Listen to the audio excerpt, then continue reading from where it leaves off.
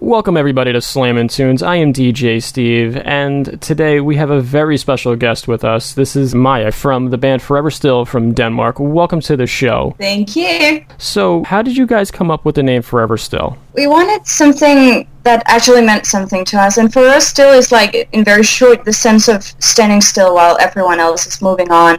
And it's like in the sense that it's not a standing still you choose for yourself, but just more like being stuck while the world is just turning and you're just caught in a bad place. Now, did you come up with the name pretty quick, or did it take some time? It took some time because we wanted something unique and we wanted something that actually meant something, and of course, I mean, that was easy to find when you're looking at the internet. So it took a while to find the perfect name, and we started making music before that, but we wanted a name pretty fast because, I mean, we knew what we were about. So. Gotcha. So how did the band come together? Actually, Mikkel and I are writing together now, and he saw me playing like a live gig with an old hobby band I had a few years back, and he just contacted me on Facebook and said, I think we can do something together, and he was absolutely right. He sent me some like instrumental pieces, and I just had melodies in my head, and I was like, this is going to be effing perfect. So when you're in the studio working on new tracks, where does your mind go for inspiration? Mainly we work like from home, so we send ideas back and forth. Both Mikkel and I, we draw from very personal experience, so that's definitely our main inspiration. I think any musical inspiration is really, we're not aware of it because, of course we listen to other music and I'm sure it influences us, but I'm not sure how. So we just draw from personal experience and something that's just there, I guess. Gotcha. So a lot of your personal experiences you put through into your work, into your songs. Oh yeah, 100%. So, it's so important for us to make something that's completely honest and from the heart, because if you don't do that, I'm not sure the listener will feel anything really, and yeah, that's why we make music. It's just an extension of ourselves. Gotcha. Do the lyrics come first, or does the melody or music? So far it has been Mikkel sending me instrumental tracks, and I just get melodies in my head. I usually get the themes right away, because I get the emotion from the tunes he sends me. So the melodies come first with a theme, and then I perfect the lyrics. Sometimes the lyrics take a lot of time to perfect. And we have been talking about, because I, of course, have a lot of melodies and stuff, sending them to him so he can work some instrumentals around it. But so far, it's been the other way around. So do you have any new tracks or an EP in the works? We have an album in the works, and we're Awesome. going to do... Yes! Oh my god, I'm so excited. Congratulations. Because, yes, it's just, being able to give people, like, the full experience, because an EP is great, and I think the worst critique we've gotten from the EP was, why is it so short? Because the adventure stops right away. So I think it's amazing to be able to bring people into your own world, like for, how many minutes? But, it's to actually give them a journey instead of just, it was just like the EP is like what do you call it? Just a taste of it, So give them an actual journey. So we look really much forward to that, and we're going to be a little more official about the upcoming album very soon. So what's your favorite track so far, and why would you say that it's your favorite track? Or do you have multiple favorite tracks? I do. Because it depends on the situation and my mood. Because these, especially the 3 songs on the EP, The Key, The Last Stand, Towards the Edge, were written from very different experiences and very different emotions.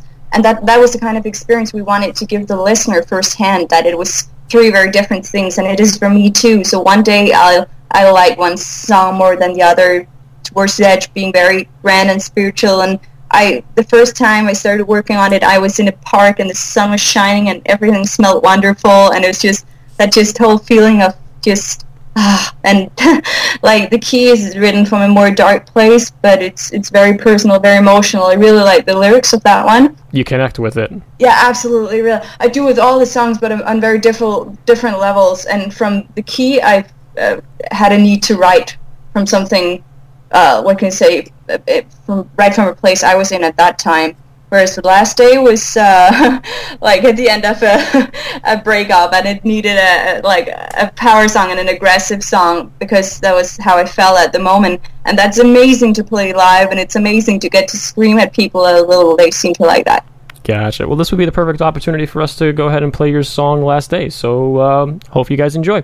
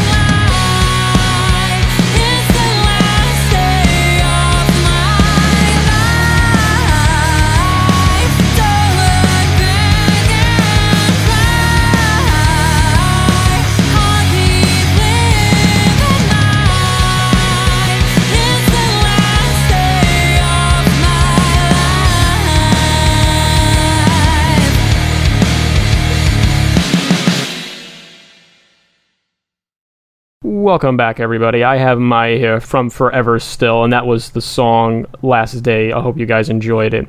So, Maja, if you had a chance to perform in any venue in the world, where would it be and why? Let me see. I'm not really attached to any venues like that, but of course, for everybody, a big venue filled with people is awesome. My favorite thing would definitely to be playing one of the bigger festivals. Both the States, both in Europe. I'm not set on any specific venues, but festivals are pretty cool. I've had really good crowds at festivals, and the stages are usually quite big, so that would be really cool. Gotcha. What was the last live show that you saw? I saw Nine Inch Nails with Mikkel in Copenhagen, and that was a really good show. I've managed not to see them live until now, so it was a really big experience for me, and I thought it was a really great show. I wish I hadn't been behind a guy who's like really tall, but yeah, I'm that tall guy. That tall guy. There were like two tall guys in the crowd, and I was behind one of them. So, but it was a really great show and lots of good energy, and I love the music. So, what has been your favorite venue so far to perform at? We've had lots of good experience, luckily, but I think the best live experience was at a festival in Denmark, which we are playing this year as well. And it was not specifically because of the venue or anything, but because the crowd just went crazy. When we looked out, there were just people headbanging, rows and rows and rows. So that was definitely, when you get so much energy from the crowd, it just makes You feed off the crowd. You feed off their energy. Absolutely. And it pushes you even more. It can be like the tiniest stage in the world, the biggest one in the world, but if the crowd is amazing, it's going to be an amazing show. Gotcha. What's the weirdest thing that you've seen happen at one of your shows?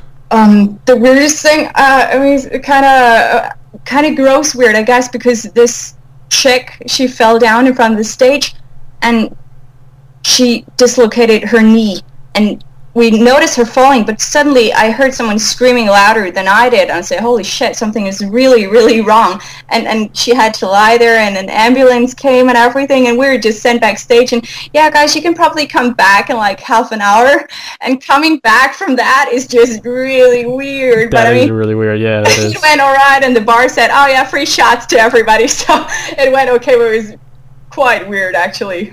Growing up, who were some artists that you would listen to? Like a lot of hard rock and mainly male-fronted, because that was basically what I could find. I mean, I held on to anything I could find in the library. It basically was back then. So I had like a lot of Slipknot and Korn, System of a Down, and Kitty as well. And I listened to Evanescence too because I was introduced to it on the radio. So, but the very, very first rock bands I got in touch with was like, I think, Linkin Park, and also some Nightwish and Within Temptation, because they were on a Celtic Circle CD I had when I was like 10 or something. I actually got to see Within Temptation perform 2 years ago in New York City. Yeah? I'm a huge fan of their work, and she is unbelievable live.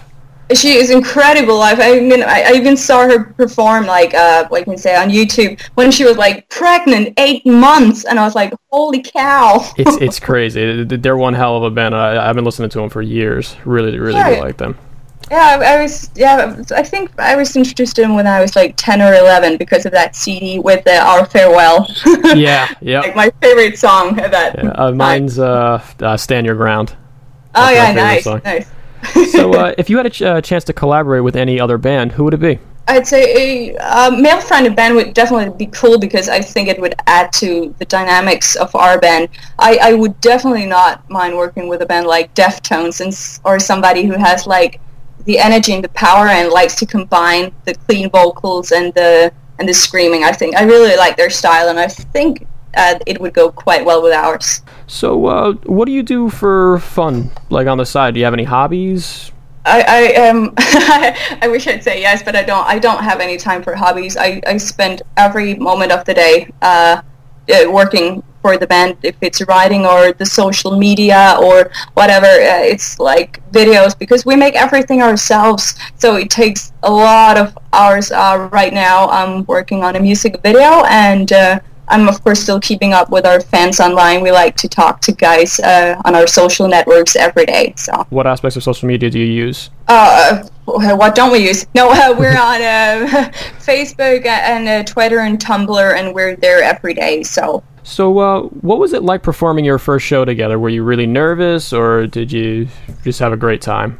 I think we're okay. Of course, you're a little nervous because it was the first time in that setting with that band, with that music, and presenting it to people who didn't know it. But we all had live experience, so we're not like complete wrecks. But it went quite well, and it was a tiny bit intimidating just because it was the first time, like, putting your music out there and, hey guys, we're new, do you like this? But they did. It was a really nice show, and people were super cool, so we had a great time. So a lot of artists sometimes they have trouble handling critics. How do you handle your critics? Actually, I think personally I'm my own worst critic, and I don't really respond to critics, because we have had really good feedback from the EP and the music we've put out there. And the critics who's been there is like something I can't really understand. Like, we had one guy saying that women shouldn't even be in metal, and you can't really respond to that because it's quite ridiculous. That is. And somebody in Denmark, I think, because it's a tiny, tiny country, said, "Oh, it's just Within Temptation again." And I'm like, no, it's really, really quite far from Within Temptation, but nice try. So it hasn't really hit me hard because I couldn't see any truth in it. And I mean, people can have their opinions, but so far I haven't gotten anything that would really make me think, oh, maybe that we should do something about that. Also because the music we make, we're very confident in what we do, and everything we do is from the heart. So if people don't like it, they're very, very free not to like it because we're really confident with what we do and it makes us happy and we think it sounds hella good. So, I mean... You guys do sound hella good. I really do like your guys' music. Thanks so much. I'm really glad you do. So, to all those rockers out there trying to make it, what advice would you give them? I mean, I can only speak for myself, but I think the most important thing is to stay true to yourself. And if you do something you're happy about, if people don't like it, well, screw them, because you do music to make yourselves happy and people who like what makes you happy. You don't make music to please other people. So I think just, and of course it takes, like I said, I don't have any hobbies. I know Mikkel doesn't either, because that's the amount of time it'll take you to really get your band out there. There's a million bands out there, and they're only a click away on the internet, so you need to be persistent, follow your heart, and work really hard and educate yourself. Education doesn't stop when school does. Yeah, so true. That's really good advice.